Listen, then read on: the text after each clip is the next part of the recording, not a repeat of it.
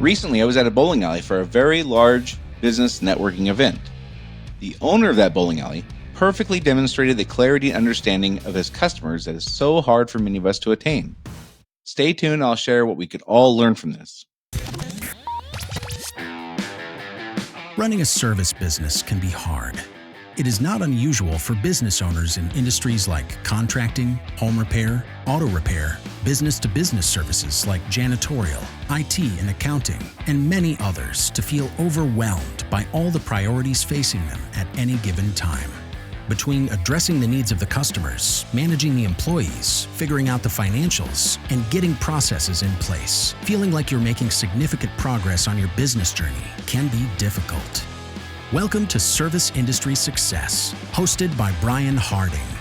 Each week, Brian will look at real-world strategies for building the business you are dreaming of, while also sharing tactics to get through some of the most frustrating parts of business ownership with a lot more ease. Let's get started. So I was at a business networking event for a very large business association at a bowling alley. It was a huge event. I don't know, there was hundreds of people there. They rented the entire bowling alley out, which is probably 40 lanes or 50 lanes. I don't know. I didn't count, but it was absolutely huge. Huge event, lots of people there. And during the event, the owner of the bowling alley was walking around with a microphone that, and saying things everybody could hear. The whole bowling alley could hear everything he said. And he was just kind of entertaining people, getting them excited about being there and talking about the raffle prizes they had going on and, thanking them all for being there. And he very much enjoyed having the microphone. So you're hearing, Motley Crue playing and music going and Def Leppard and all the things you'd expect at a bowling alley. And he was talking so that everyone could hear. And he was explaining if you had a colored pen and you hit a strike, how you won a prize, and all the stuff you would expect at a bowling alley. He was doing a great job of kind of DJing the event, not about music though, just like talking everybody up, making sure everybody had a good time. And a couple of times he said a specific phrase that when I heard it, I was like, man, that guy has got this figured out. And it reiterates something that is a specific kind of knowledge about our customers that is absolutely critical for us, I think. And after I explain to you what he said, I'm going to share how this applied in my own world and like really changed our trajectory of growth. But anyhow, the thing he said 2 times, half an hour to an hour apart, was specifically, he said, we rent shoes and we rent lanes. We sell memories. And I was like, man, that guy's got it figured out. Like his talking point was that, what you're buying with coming to our bowling alley, our local bowling alley in the Phoenix area, was you're buying memories. Yes, we provide these things so you can have this experience, but what you're really getting is the memories from it. And I was like, man, that's such a great it's such a great illustration of one of the things that's really, really hard for all of us, is to have an understanding of what we provide for our customers because they need it versus what we're selling that they want. And especially in service type industries, it's hard for some of us because the thing we're selling is not that exciting. If you're selling, HVAC repair or septic tank pumping or accounting or whatever, these are not fun, glamorous things like bowling. You're not selling a trip on a cruise. You're not selling a trip to Disneyland. You're not selling exciting things like hot air balloon rides or, roller coaster rides. Like it's not that kind of a thing. And so people are not excited about it like they are, but there's still something that they want that we are selling. And then we do the thing we do to make money because that's what they need. And I'll give you an example in my old company. So again, if you've been listening for any length of time, you know that we a huge part of our business was selling to property managers, and we provided, plumbing services and that was kind of our thing.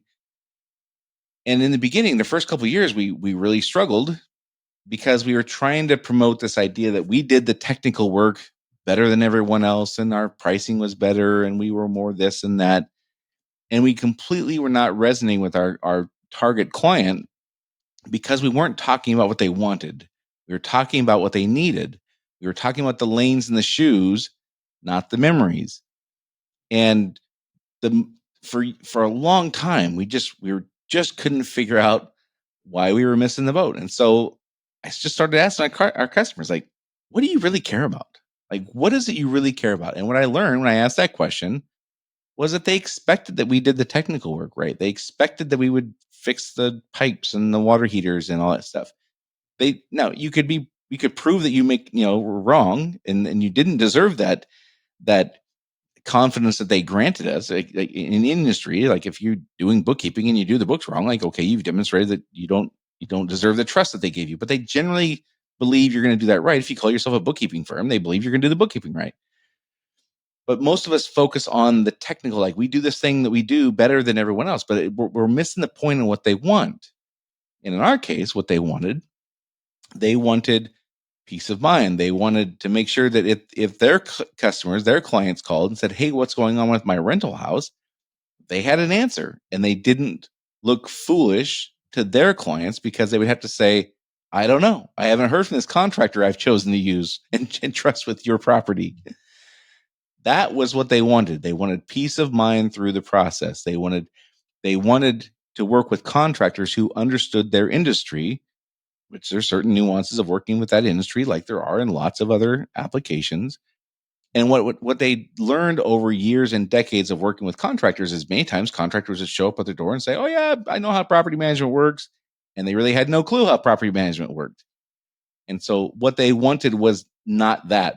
They wanted people who understood in reality what the nuance of working with them. How do you navigate with tenants? And what do you do when they have pets? And like, there's all kinds of nuance. How does the billing work? And like, there's tons of stuff that contractors would knock on the door and say, "Oh yeah, piece of cake, I can handle that," but they really couldn't. And so we we we provided the stuff that they needed, but what we were selling was peace of mind and understanding and processes that made their life easier. That's what they wanted. And when we started talking about that, instead of how well we put the widgets in, our business took off. And so again, for those of us who the service we provide is not very glamorous, sometimes what we're selling, like if you're selling septic tank pumping to residential clients, I don't know this because it's not my industry, but I'm going to guess that what you're selling is a return to normalcy, peace of mind that, yeah, again, they're going to be excited about that. Like my kitchen sink and my toilet worked a while ago. Now it doesn't. I expect my kitchen sink and toilet to work. So there's nothing to gain there. All I want is my life to get back to normal. I want to get back to the convenience of like normal, everyday first world life with as little inconvenience on my part as possible. That might be all we're selling, which is not as awesome as selling a trip to Disneyland. But for most of us, we tend to overestimate how much they care about the things that they need, the technical work we do, and we really underestimate what they really want. And so we spend a tremendous amount of time trying to demonstrate value. And here's all the effort we're going to put into our thing, and here's what you're getting with all the stuff that you need. And that's like the bowling alley guy talking about how awesome the shoes are and how awesome the lanes are and all the effort it goes into to maintain them and all the how we spray the shoes with a disinfectant and all that stuff. That would be ludicrous. Nobody cares about that, right? I mean, again, there's exceptions to everything. There's probably 1% of the people who rent bowling alley shoes that ask them about how their disinfectant process works, but I'm not going to build my processes around the 1%. Most people don't really care about that stuff. They don't really care how the lanes are maintained, and they don't really care how I do the water heater repair. What they do care about is the things that they want. And so when we shifted our talking points from what they needed to what they wanted, our business took off at a pace we could barely keep up with. When we talked about the things that they needed, our business struggled, and it completely changed the trajectory. And so for all of us, this is difficult because we gotta know our client. And one of the things I talk about in here fairly regularly is I believe people want to be understood.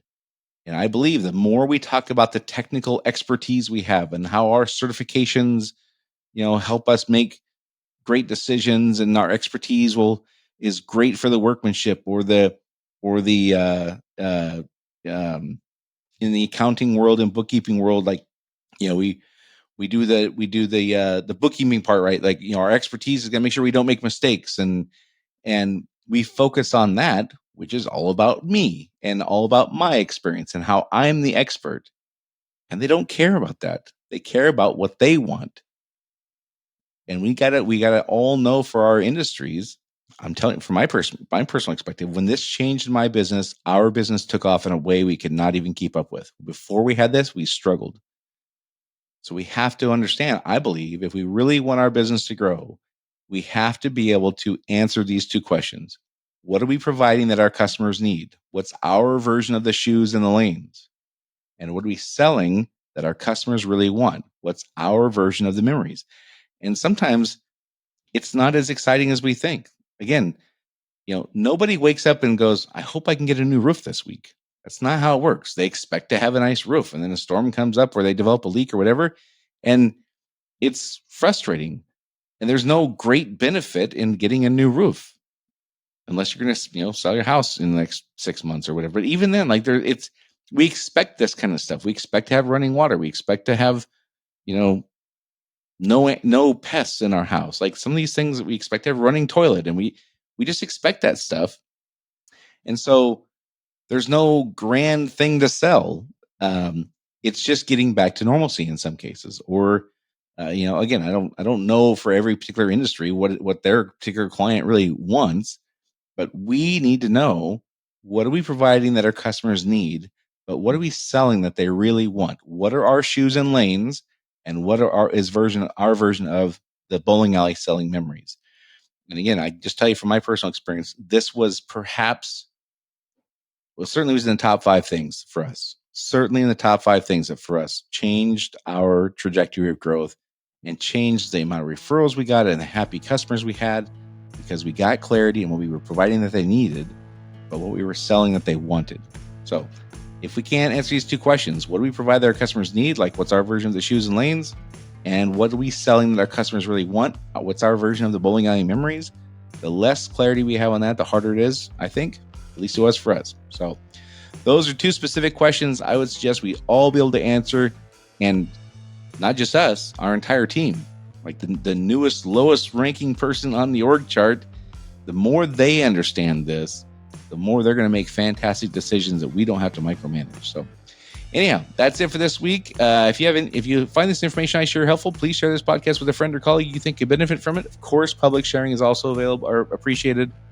And that's it for this week. I'll talk to y'all next week.